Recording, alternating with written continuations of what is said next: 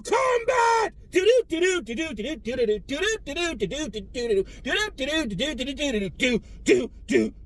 Test your might. So here we are.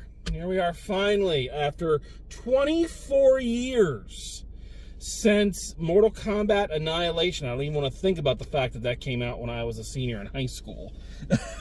But after much anticipation, after years of waiting, 2 decades worth of waiting, finally a new Mortal Kombat film is out. And the fan base, as far as I know, is fairly excited about it. It's kind of interesting. You know, one of the upsides of being my age is that you get to remember when things began. You know, you were there. Those of you who are a little bit younger than I am, I'd say in your 30s and down, this is nothing new or revolutionary to you. You were brought up in an era where graphics were continuously improving. You were brought up in the era of video game violence, you know. But for people of my generation, you can't quite describe the impact that Mortal Kombat had when it landed and when it was the must-play game at the arcade, back when arcades were a thing. You gotta understand, my generation, we were brought up originally on Atari, so, you know, 2 oscillating, you know, things in a dot. And then it was Super Mario. Think of just the mind fuck that it was, being a young kid and going from a cute little sprite, you know, jumping around, hopping and jumping on mushrooms, and, you know, rescuing princesses and whatnot, and then you get Sonic the Hedgehog, cute little fella, running real fast, zipping around all over the place, and suddenly you have the most realistic graphics that we had ever seen, and you're fucking ripping people's heads off and tearing their hearts out, and blood is everywhere. It fucking blew our minds. I mean, it really did. You can't understand how big this game was, and what a milestone it was for a lot of people of my generation. And I'm also going to say that, despite everything, I'm a big fan of the original 1995 version of Mortal Kombat. I'm a big fan because it is so unbelievably 90s bad. It is bad in only the way the 90s could have produced it. The special effects are laughable, even by the standards of the time. The less than stellar acting and, you know, star power. You know, Christopher Lambert of Highlander was the biggest name on the marquee for this one.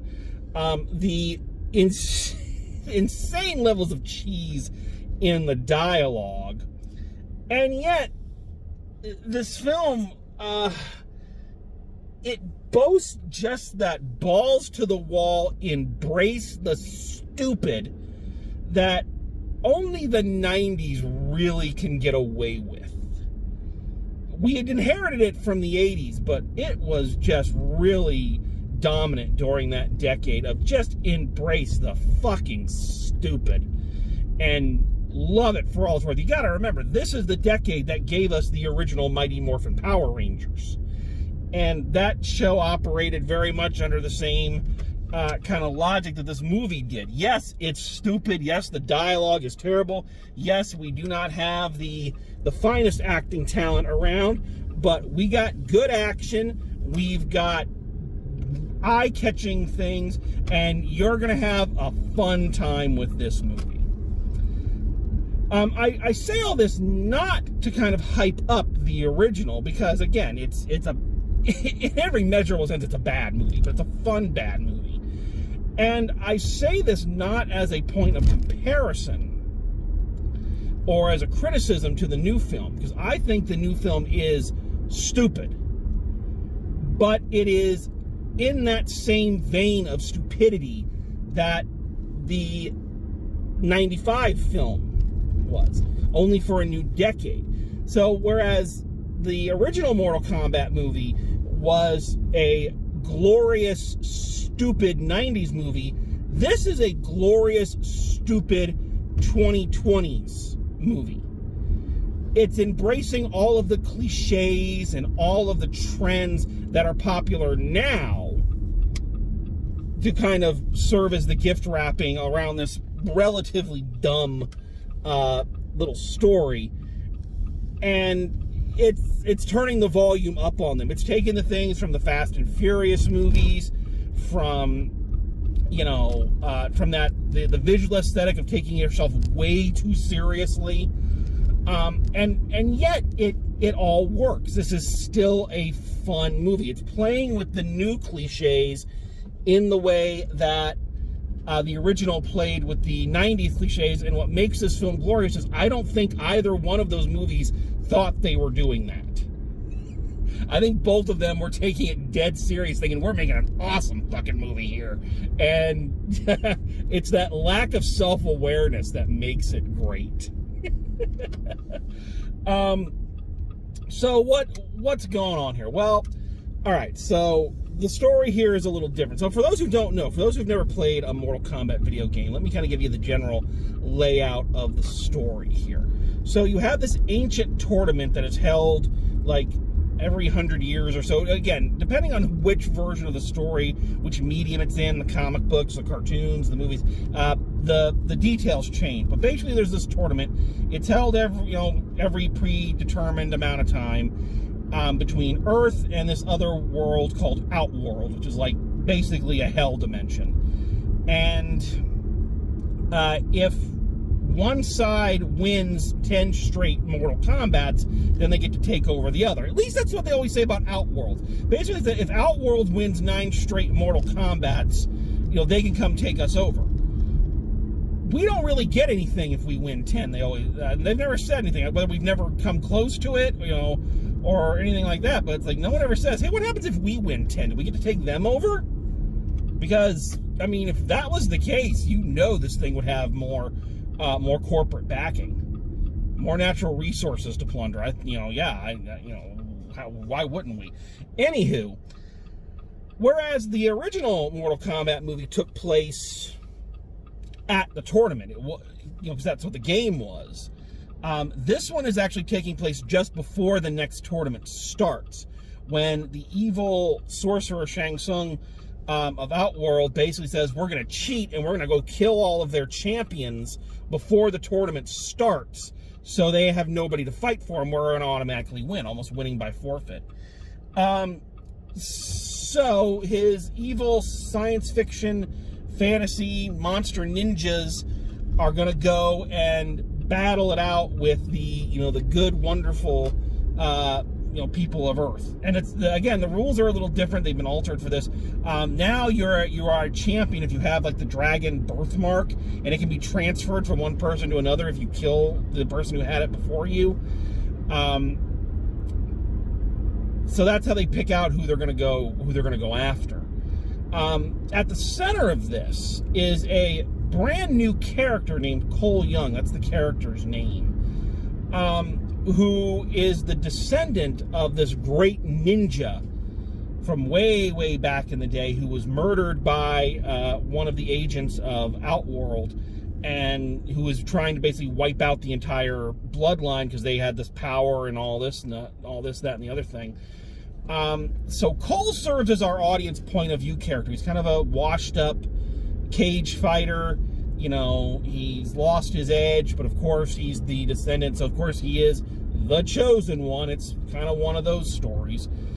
I find the choice to make the audience point of view character a brand new original character for the movie a little interesting. It's not bad, it's not good. I think it has pluses and minuses. I find it interesting. First of all, I think it is kind of a good thing because it's a character who is free of all the baggage.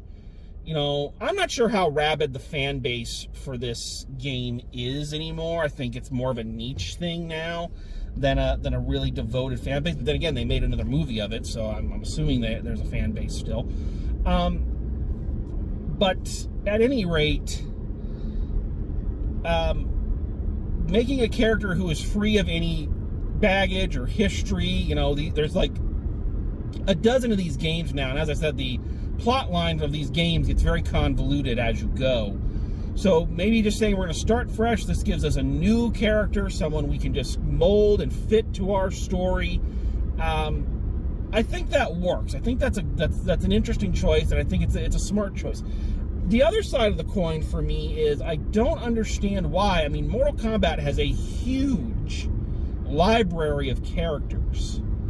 So why they thought they had to create a new one instead of just altering the backstory of one of the existing ones?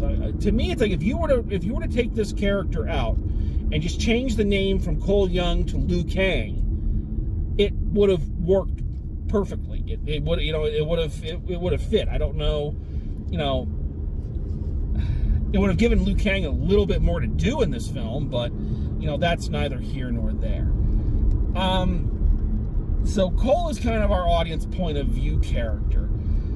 I'm not sure what really to say in terms of a review of this movie, because, okay, again, first of all, the fact that it adheres to a lot of stupidity is part of its charm. Again, it takes itself way too fucking seriously. The costumes are much more elaborate and yet at the same time a lot more cheesy. They followed the tradition of the first film of kind of lesser known talent and questionable acting abilities, but the cast is fairly fun. They gel well. There's some nice chemistry. Some standouts are, of course, I don't know the guy's name, but he plays Kano. Kano was a lot of fun in the first movie, and he's a lot of fun here, and they give him a much bigger part, as you know, he's kind of recruited to help the good guys and then does the obvious heel turn that, you know, everybody knows is coming, because Kano's one of the big villains from the game. So if you thought he was, you know, they were going to rewrite his character that much, you know, what are you smoking? So again, it's kind of interesting to look at this movie, because I'm kind of in between two fandoms, because I was a big fan of the original. You know, like I said, I was there. But I have not played a Mortal Kombat game in, I don't even know how long. You know, let me give you an interesting kind of look into the gaming culture and the changing times. When the original Mortal Kombat came out, the big brouhaha was, of course, the violence and the gore. Years later, of course, when the last time they brought out a Mortal Kombat game, I remember the big controversy was because the programmers had decided to shrink Sonya Blade's chest down so it was a little bit more realistic. And game culture, being the safe haven of forward-thinking gender politics that it is, they went fucking ballistic. So you can kind of see where we're at, you know, culture-wise. But anyway, there's a lot of characters in this that I'm not familiar with. There are some that I do know, and others I'm like, I'd ask my best friend who does still play the games, you know, if Cole Young was a original character. But what I'm getting at here is, you are not here for the acting. You are not coming to see a movie called Mortal Kombat because Sir Laurence Olivier is in it. That's not the point.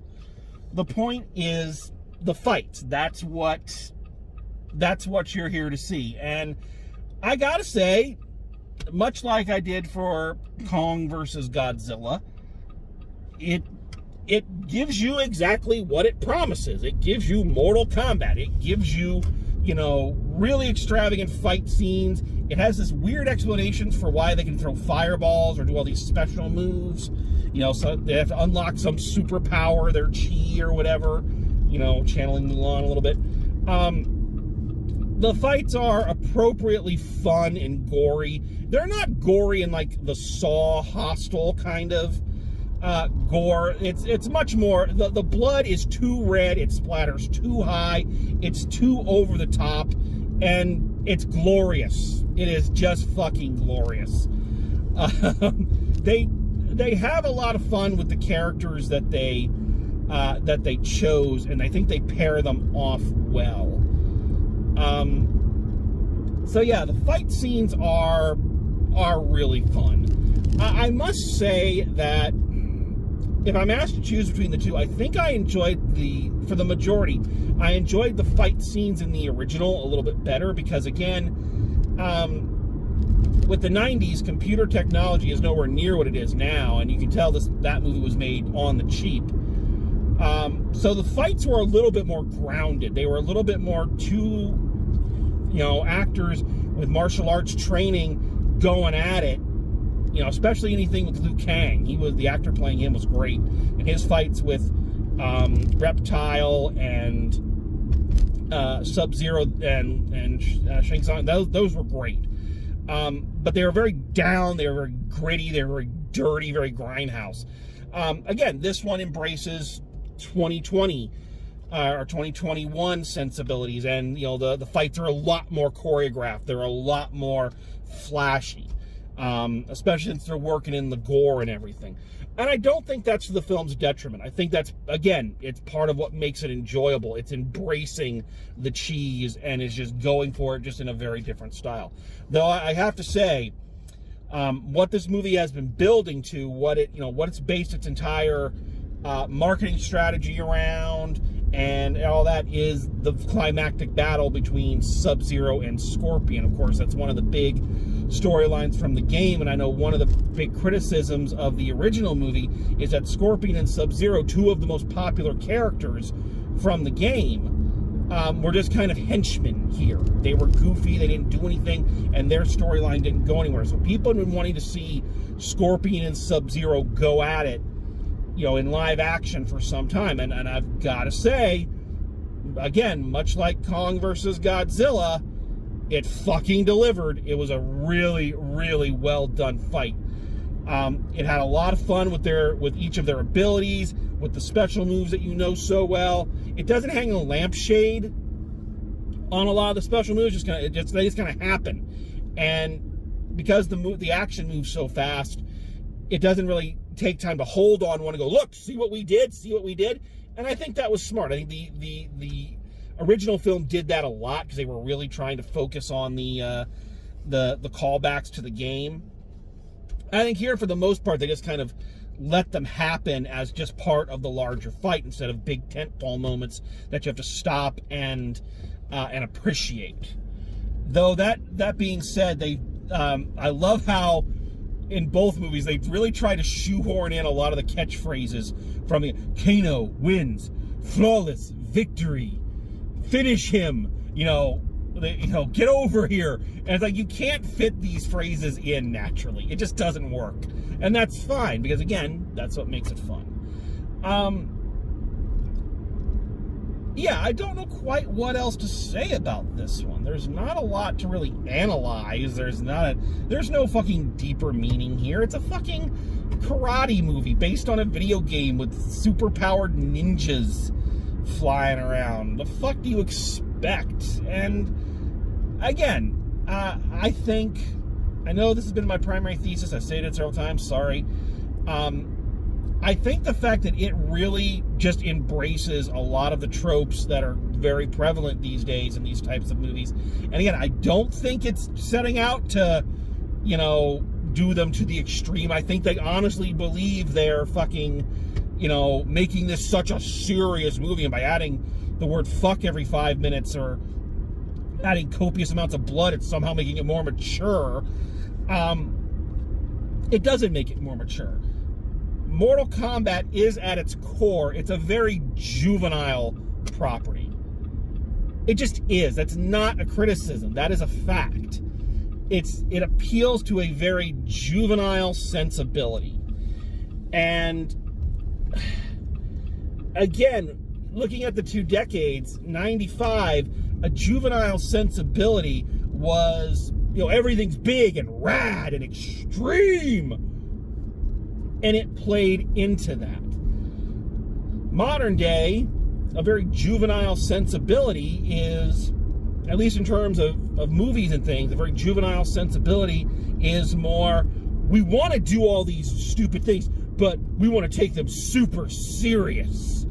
My movies about Batman and Superman have to be super serious and dark. And so they're, again, they're playing to the extremes of the times, and I think that's what makes it work. I think that's why it's a fun movie. Great movie, no. Fun popcorn flick that, especially after the year we've had, and that's the thing that I think a lot of people who have played Mortal Kombat understand, and those who have never played it don't. Aside from being a very juvenile game and franchise, it's also a very cathartic one. This game is one of the ones that spawned the debate on video game violence and what should we do about it? Are we warping the children's minds?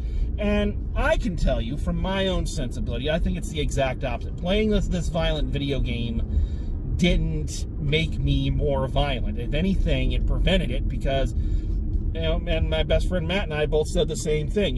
We had a bad day in high school. You come home, you plug Mortal Kombat in, you set the difficulty down to easy, you beat the shit out of some people, rip their hearts out, rip their spines out, and you get it out. You purge the dark emotions, as Aristotle would say, and I think this movie coming along when it's a very cathartic movie. It's a fun action film. You don't have to worry about the moral ambiguity of people, or, you don't have characters so moping around going, oh, but I don't want these powers. Oh, I'm so, what are the moral and ethical dilemmas of having it? It's like, no, firepower. Fuck that dragon lady. And sometimes that's all you need. That's what you need in a video game movie. Fun, and it was. I enjoyed it. So, okay, let's wrap this up. So, final grade for Mortal Kombat 2021. I'm going a B-. Good movie. Fun outing. I think it's a little flabby in some parts, and I think, again, they could have streamlined some of the characters a little bit more. It has the same problem as its predecessor and several other big video game films, where they feel like they have to squeeze in a lot of characters. I think you could have streamlined it a bit. But satisfying arcs. I like what they did with Sonya and her arc. The cast is fun. Yeah, just a fun movie, I don't know what else to say. It's a fun little movie. If you like kind of stupid action movies, then check it out. All right, so there you go. That is Mortal Kombat. So thanks again for spending some time. Thanks again for hanging with me. And as always, drive safe, and I will see you at the movies.